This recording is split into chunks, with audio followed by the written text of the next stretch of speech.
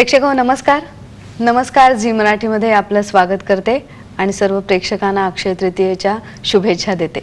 या शुभमुहूर्तावर आज आपण चर्चा करणार आहोत. तो विषय असा आहे की प्रवासाला निघताना लहान मुलांना जे काही आजार होतात ठराविक, त्याविषयी आपण काय काळजी घेऊ शकतो या अनुषंगाने चर्चा करूया.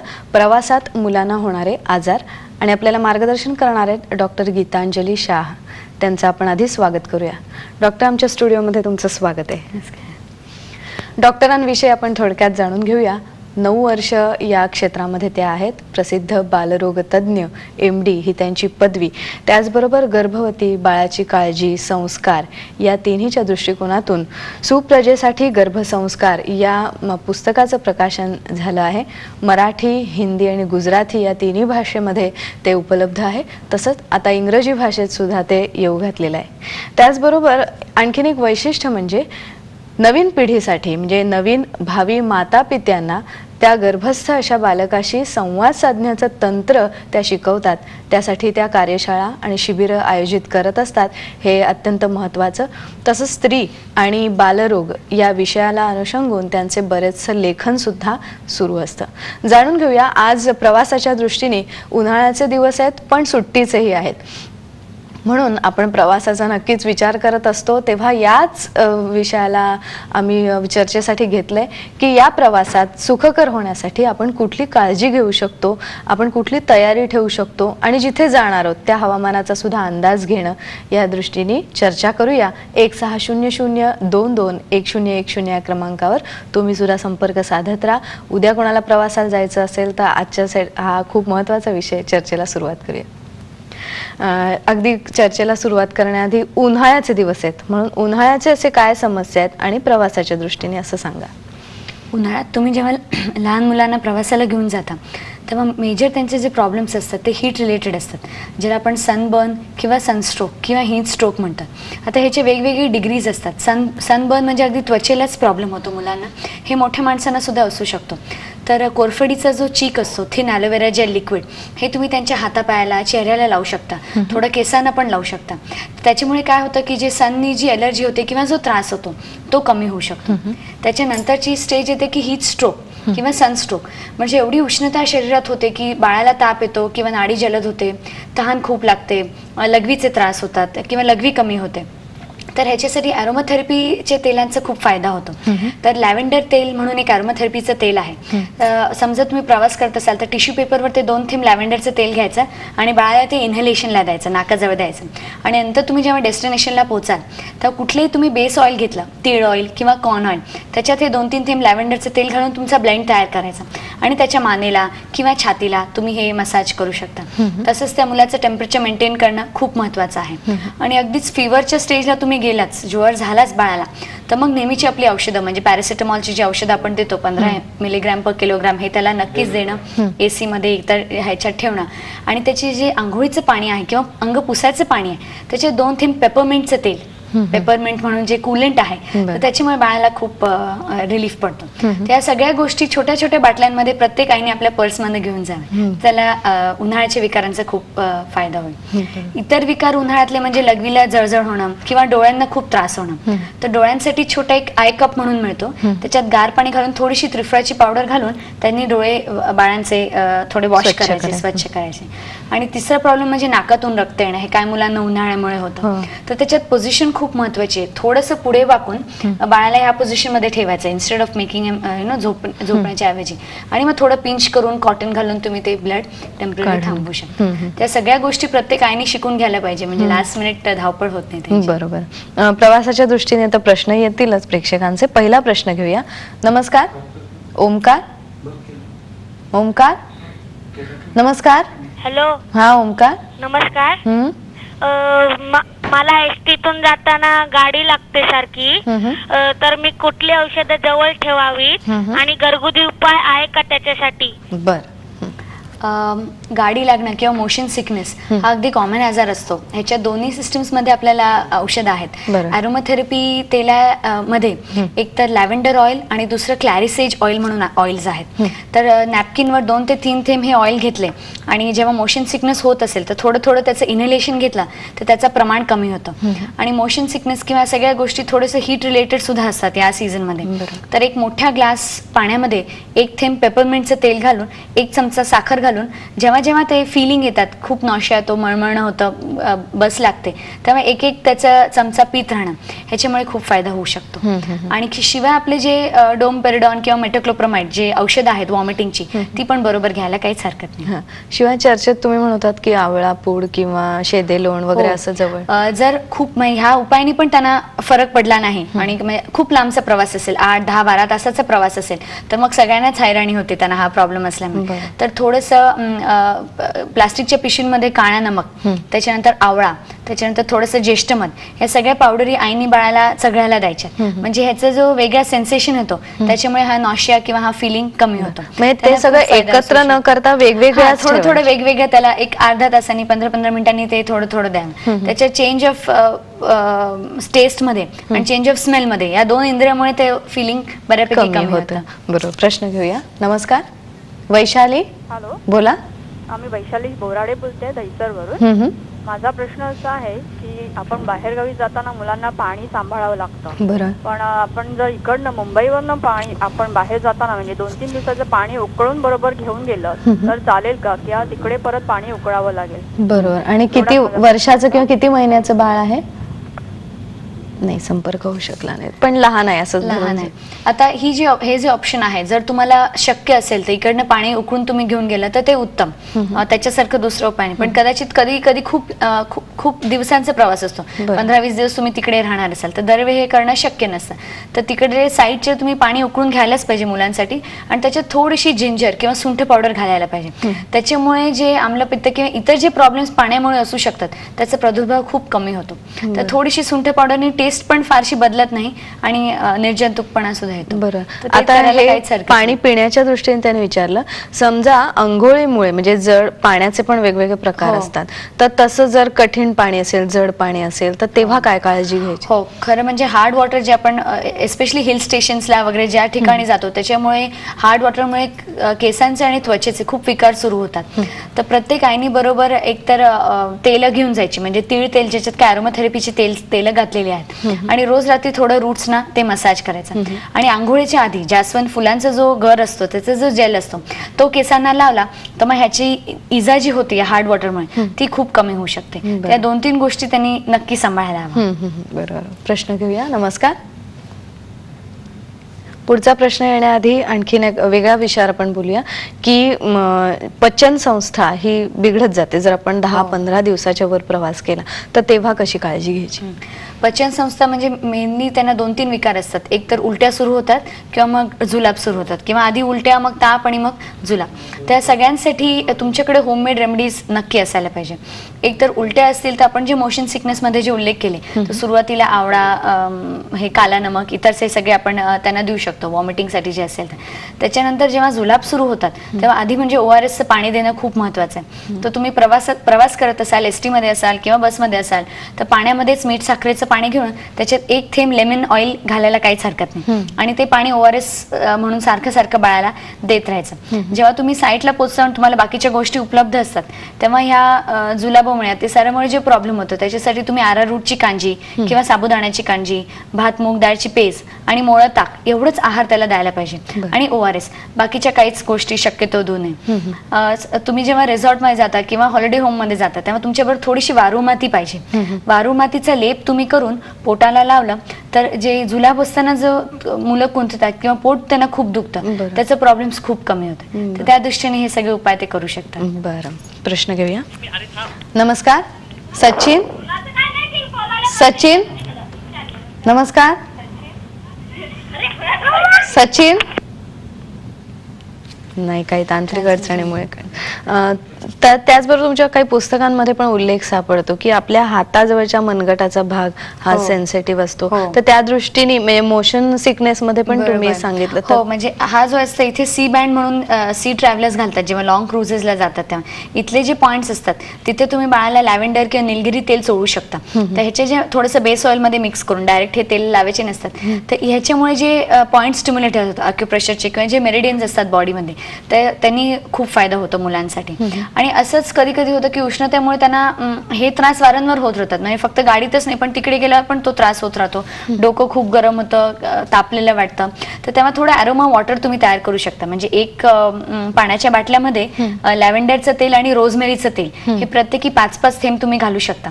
आणि समजा तुम्ही 2-3 तास प्रवास केले ते थोडं थोडं पाणी घ्यायचं आणि बाळाच्या डोक्यावर तुम्ही लावू शकता. तर असे आणि उन्हाळ्यात तर लगेच ते 15-20 मिनिटातच लगेच वाळून जातात. त्याच्यामुळे काय होतं, कूलिंट इफेक्ट लॉंग टर्म राहतो, त्याच्यामुळे खूप फायदा होतो. तर या 2-3 होम रेमेडीज तुम्ही करायला काहीच हरकत नाही. बरोबर. प्रश्न घेऊया. नमस्कार, मयूर.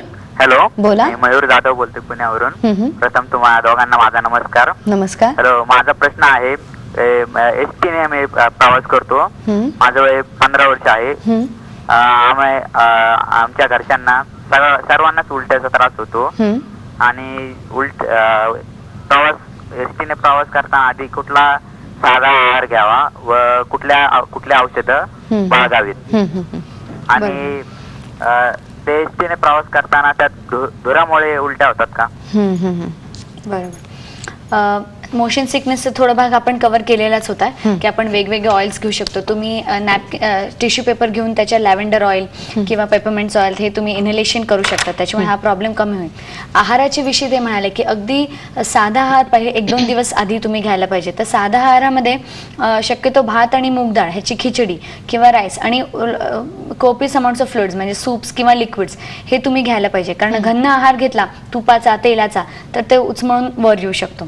आणि थोडं थोडं त्यांना कसं वाटतं की उलटी खूप होते म्हणून काहीच खायला नको, लांबचा प्रवास असेल तर ती संकल्पना चुकीची आहे. थोडं थोडं त्यांनी खायला पाहिजे की जे हे नॉशिया वॉमिटिंगचा जो इफेक्ट असतो तो गॅस्ट्रिक ऍसिड पोटामध्ये डायल्यूट होतं. तर थोडंसं कधी जसं आपण म्हटलं खिचडी किंवा ड्राय बिस्किट्स किंवा क्रॅकर्स किंवा कॉर्नफ्लेक्स असं थोडं थोडं ते खाऊ शकतात, हे सांभाळायला पाहिजे. बरोबर. प्रश्न घेऊया. नमस्कार. आरती, बोला. प्रवासाला जाताना आपण जे पाणी बरोबर घेतो ते पाणी पूर्ण प्रवासभर पुरत नाही. बरं. तर त्यासाठी काय उपाय करायला हवे? लहान मुलांना जनरली कोणतं पाणी द्यावं? बिस्लरी द्यावं की नाही? ही समस्या सगळ्यांनाच होत असते. जर तुम्ही गावी किंवा कोणाच्या तरी घरी जाणार असाल तर मग तो प्रश्न नसतो. तिथले जे लोकल वॉटर आहे ते तुम्ही नक्की बॉईल करून घ्यावं. आणि एरवीच्या प्रवासात मिनरल वॉटर घ्यायला काहीच हरकत नाही, पण जसं मी आधी सांगितलं थोडी सुंठ पावडर घालून त्याच्यात घातली की त्याचा जास्त फायदा असू शकतो. बरोबर. आणखीन काही मुद्द्यांना घेऊन आपण प्रेक्षक भेटणार आहोत. आणखीन काही प्रश्न सुद्धा आपल्या मनात आहेत, जरूर भेटूया पण विश्रांतीनंतर.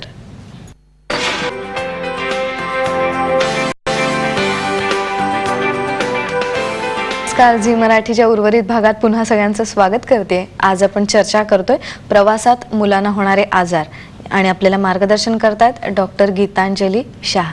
1600221010 या क्रमांकावर आपण संपर्क साधत राहा.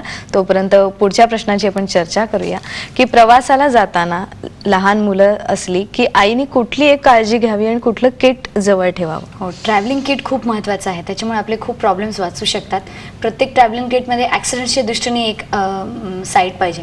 त्याच्यात तिने बँडेजेस, रोलर बँडेज हे खूप महत्त्वाचं आहे. रोलर बँडेज बहुतेक वेळा ते विसरतात घ्यायला. त्याच्यानंतर अँटीसेप्टिक ऑइंटमेंट, अँटीसेप्टिक सोल्युशन, आणखीन इतर काही कट्स इंजुरी झाले तर त्याला जे लागणारे टिश्यूज किंवा ड्रेसिंग गॉज हे तिने बरोबर ठेवा.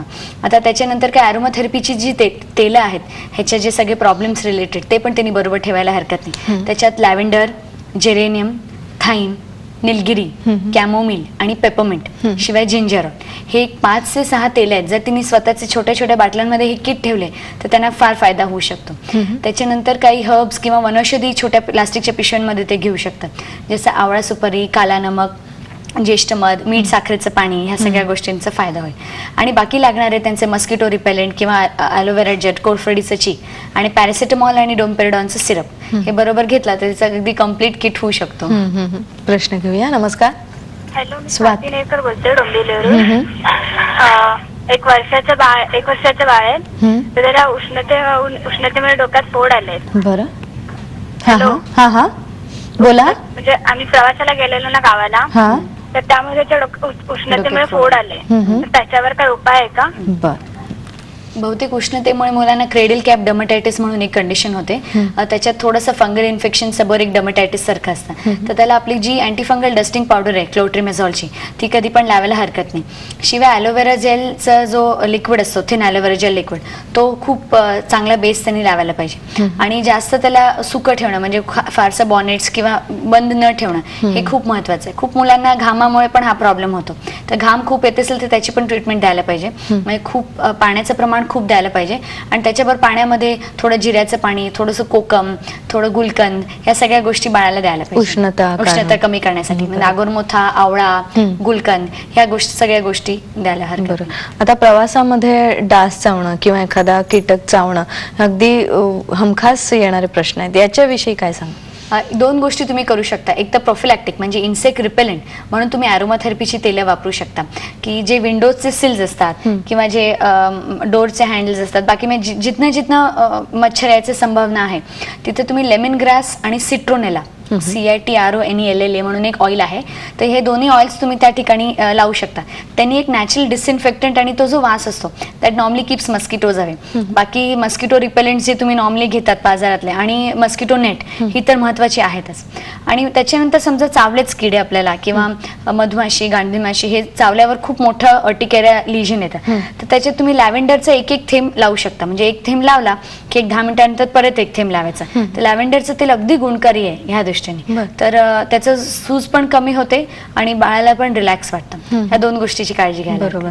आणि असंच एखादं ऑइल हे उष्णतेने समजा वेपोराइज होऊन जर पसरवायचं असेल वातावरणात, तर काय तुम्ही युक्ती हो, तुम्ही तुमची रूम डिसइन्फेक्ट करू शकता. बल्ब असतो किंवा धूपदान कधी कुठे असते, किंवा इतर जे विंडो सिलिंग आहे जिथनं उष्णता किंवा ऊन येत असेल, तर तुम्ही त्या बल्बवर हे तेल घालू शकता. म्हणजे त्याची जी हीट आहे नॅचरली, ती रूम अख्खी डिसइन्फेक्ट करू शकते. त्याच्यात बर्गमेट वापरू शकता, इतर काही तेल वापरू शकता त्याच्यासाठी. जर बाळाला सर्दी खोकला असेल तर त्यावेळी निलगिरीचं तेल तुम्ही लावू शकता, म्हणजे त्याची वेपर्स बाळाला येऊ शकते. बरोबर. प्रश्न घेऊया. नमस्कार. नमस्कार. बोला. हॅलो मॅडम, मी वैष्णव बोलते. माझी भाची आहे 8 वर्षाची. तर तिला म्हणजे असं प्रवासात वगैरे गेलो ना तर ॲलर्जी होते, आणि जस्ट तिच्या म्हणजे हातावर असं पुरळ उठतात, रेड कलरचा असा चट्टा येतो. त्यामुळे म्हणजे भीती वाटते की काय झालंय. डॉक्टरांना विचारलं तर ते म्हणाले की पित्तामुळे होतं. तर याच्यावर काय उपचार आहे का मॅडम? ज्यांना ॲलर्जीची टेंडन्सी आहे त्यांचे एक ठराविक अँटी ॲलर्जिक मेडिसिन्स असतात, ते कधी घ्यायला हरकत नाही. कारण बाहेर प्रवासामुळे ॲलर्जीमुळे इतर पण प्रॉब्लेम असू शकतात. फक्त स्किनची ॲलर्जी न राहता ती श्वसनाची पण ॲलर्जी होऊ शकते. पण बाकीचे जे लोकल ॲप्लिकेशन्स आहेत ते घ्यायला काय हरकत नाही. उदाहरणार्थ कोकमचं पाणी त्याला लावू शकता, चंदनची पावडर त्याला लावू शकता, किंवा जे इनहेलेंट टॉक्सिन्समुळे जो प्रॉब्लेम होतो ते पण कमी करू शकतात. त्याच्यासाठी लॅव्हेंडर आणि जेरेनियम वापरायला काहीच हरकत नाही. बरोबर. आणि त्याचबरोबर पुढचा प्रश्न असा आहे की प्रवास हा जसा आगगाडीचा असतो, बोटीचा असतो, तसंच विमानाचे सुद्धा काही वेगळे प्रश्न आहेत, तर त्या संबंधी काय काळजी घ्यायची? विमानाचे प्रश्न जे लॉंग टर्म प्रवास असतात, UK किंवा US जातात, त्यांना 2-3 गोष्टी असू शकतात. की विमान जेव्हा वर आणि खाली जातं तेव्हा बाळाच्या कानामध्ये इयरड्रम व्हायब्रेट होतो, म्हणून दुखत असतं. ते एक महत्त्वाचं सजेशन म्हणजे बाळाचं तोंड उघडं पाहिजे. तेव्हा त्यात त्यांनी बाळाला ब्रेस्ट फिडिंग द्यायला पाहिजे, किंवा मोठी मुलं असेल त्यांना लॉलीपॉप द्यायला हरकत नाही, म्हणजे त्यांचं तोंड उघडं राहील. जेट लॅग साठी क्लॅरिसेज म्हणून एक तेल आहे, CLARYSAG. तर क्लॅरिसेज तेलचं 2-3 थेंब नॅपकिनवर घालून त्यांना तो इनहेलेशन द्यायचा. तर हा जो प्रॉब्लेम होतो तो प्रॉब्लेम कमी होऊ शकतो. त्याच्यानंतर जो जेट लॅगचा प्रॉब्लेम म्हणजे त्या ठिकाणी गेल्यावर त्याचं ते जे डे आणि नाईट रिदम आहे ते पूर्ण कठीण होतं. बाळांना खूप ऍडजस्ट व्हायला टेन्शन होतं. त्याच्यामुळे त्यांनी आंघोळीचे पाणी म्हणजे रात्री झोपतानाचं जे पाणी आहे त्याच्यात लॅव्हेंडर आणि जेरॅनियम ह्याचे 4-4 थेंब घालायचे, आणि सकाळी उठल्यावर आंघोळीच्या पाण्यामध्ये पेपरमिंटचं ऑइल घालायचं. ह्याच्यामुळे त्यांचं एक रुटीन रिदम रिलॅक्स होतं, and the children can easily adjust. नाही तर त्यांचं स्लीप वेक सायकल जरा डिस्टर्ब होते. तसंच दुसरा एक प्रॉब्लेम विमानाच्या प्रवासात होतो म्हणजे पायांमध्ये क्रॅम्प्स येणं. तर त्याच्यात तुम्ही बेस ऑइल तिळाच्या तेलात जेरॅनियमचं तेल घालू शकता, आणि बाळाला हृदयाच्या दिशेने अपट दिशेने मसाज करू शकता, आणि नंतर साईटला पोहोचल्यावर तुम्ही तिथे वारूळ मातीचा लेप लावू शकता. ह्याच्यामुळे हा प्रॉब्लेम खूप कमी होतो. बरं. प्रश्न घेऊया. नमस्कार. हॅलो, गीता कुलकर्णी बोलते, बोला. किर्लोस्करवाडीहून. माझी 7 महिन्याची एक भाची आहे. तिला जरा पोटात गॅसेसचे वगैरे त्रास होतात, म्हणजे वरच्यावर रडते ती. बरं तर त्याच्यावर काय उपाय आहे बरं जरा सांगू शकाल? हां, प्रवासात गॅसेस किंवा पोटात मुरडा होणं ह्या वयात खूप कॉमन असतं. तर पोटात मुरडा जर होत असेल तर एक वॉर्म वॉटरचं एक भांडं घ्यायचं, त्याच्यात 2 थेंब कॅमोमिलचं तेल घालायचं, एक छोटा नॅपकिन त्याच्यात बुडवायचा आणि बाळाच्या पोटावर ते शेकायचं. जसं आपण गरम पाण्याच्या पिशवीने आपलं पोट शेकतो तसं कोमट कॅमोमिलच्या पाण्याने बाळाचं पोट तेला शेकायचं. तुम्ही स्पेलिंग सांगू शकाल? कॅमोमिल, CHAMOMILLE, कॅमोमिल म्हणून हे तेल आहे. तर बाळांना हे जे चिडचिड किंवा पोटात मुरडा येणं किंवा खूप इरिटेबल असणं हा प्रॉब्लेम त्याच्यामुळे कमी होऊ शकतो. तसंच जर गॅसेस आणि इतर काही जास्त त्रास असेल तर कोमट एरंडेलचं तेल सुद्धा ते पोटावर शेकू शकतात आणि ते लावू शकतात. बरोबर. आता हे जे प्रवासात गाडी लागणं हा प्रकार आहे, तर तो जेवढा शारीरिक आहे तेवढाच तो मानसिक सुद्धा आहे. तर मानसिक ह्याच्यासाठी काही तुम्ही काही पेरेंट्स फॉर्च्युनेट असतात त्यांच्या मुलांना शारीरिक त्रास होत नाही पण खूप चिडचिड करत राहतात. तर ह्या मुलांना रिलॅक्सेशन करणं खूप महत्वाचं आहे. तर ह्याच्यात मेन आपण कॅमोमिल हे जे तेल आहे हे आणि लॅव्हेंडर तेल आपण वापरू शकतो. तर हे तिळाच्या तेलात मिक्स करायचे थोडे थेंब 50 ml तिळाच्या तेलात आणि त्यांच्या मानेच्या स्नायूंना, पाठींच्या स्नायूंना, पायाच्या स्नायूंना म्हणजे तळपायांना हे मसाज केले तर त्यांना खूप रिलॅक्स होतं. आणि मसाज करणं तेव्हा शक्य नसेल तर नॅपकिनवर घेऊन इन्हेलेशन त्यांना देऊ शकतो. बरं, प्रश्न घेऊया. नमस्कार. नमस्कार. श्रीकांत बोला. हा, मी इंदू श्रीकांत लिमे बोलतोय. प्रश्न सलग पूर्ण करा श्रीकांत. हा, मला विचारायचंय की आपण जे दुपारच्या वेळेसला बाहेर फिरतो म्हणजे गाडीवरती, तर म्हणजे डोकं दुखतं, चक्कर येतात, तर त्याच्यावर काही तात्पुरते उपाय? कारण की आमच्याजवळ काय पाण्याची फक्त एक बॉटल असते. प्रश्न पूर्ण करा. तर म्हणजे औषध पाणी काय घ्यावं तात्पुरतं? म्हणजे चक्कर म्हणजे त्रास पडतो कधी कधी. बर बर.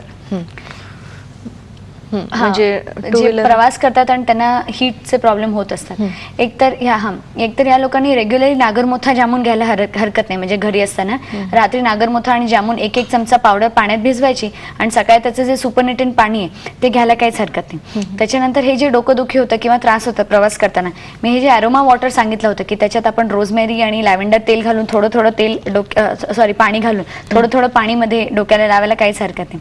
आणि अरोमेथेरपीच्या तेलांमध्ये पेपरमिंट तेल हे एक अगदी कूलंट आहे, तर ते सुद्धा घ्यायला हरकत नाही. तर हे सगळे उपाय केले तर हा प्रॉब्लेम थोडा कमी होऊ शकतो. बरोबर.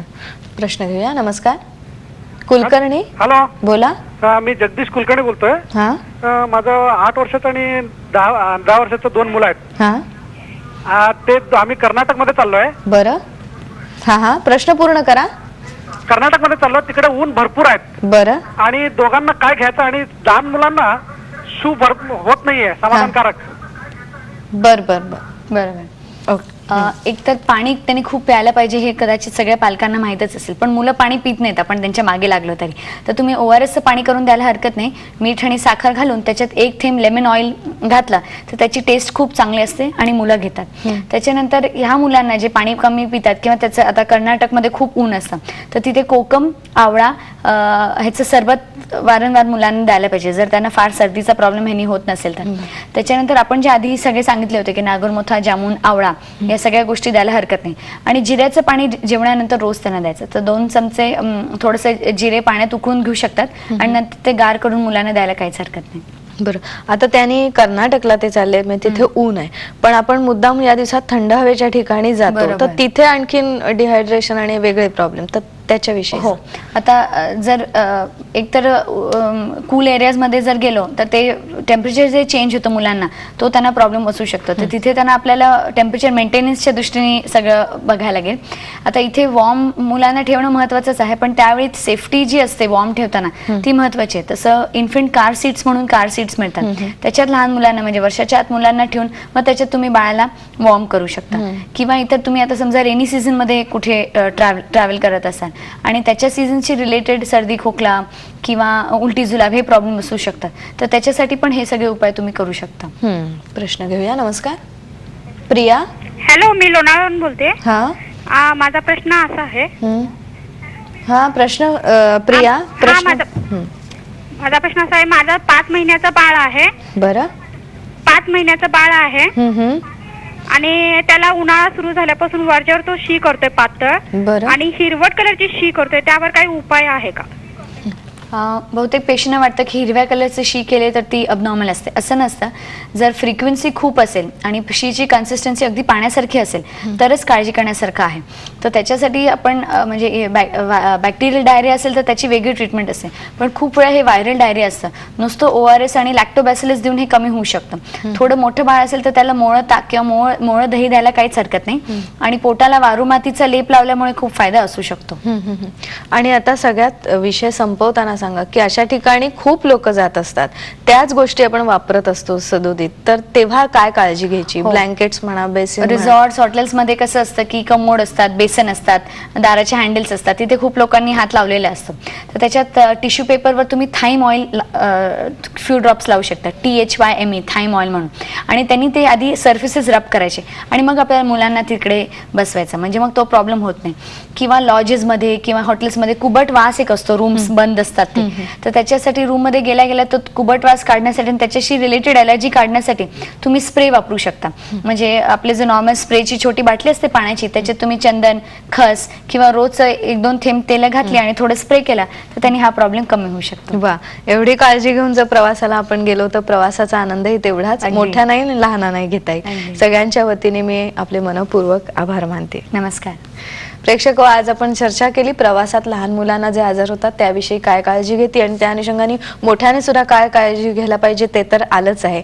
कारण आता उद्याचा विषय आहे तो प्रवासासंबंधी आहे. उद्या आपण बोलणार आहोत युरोप टूर विषयी. आपल्याला मार्गदर्शन करणार आहेत वीणा पाटील. विषय लक्षात घ्या, युरोप टूरला जर निघायचं असेल तर काय काय काळजी घेऊया, कशी माहिती मिळवूया, वीणा पाटील आपल्याला मार्गदर्शन करतील. तुम्हाला आजचा या अक्षय तृतीयेच्या शुभमुहूर्तावर जो विषय आम्ही घेतला होता चर्चेला नक्कीच आवडला असेल. आम्हाला तुम्ही कळवत राहा. तोपर्यंत नमस्कार.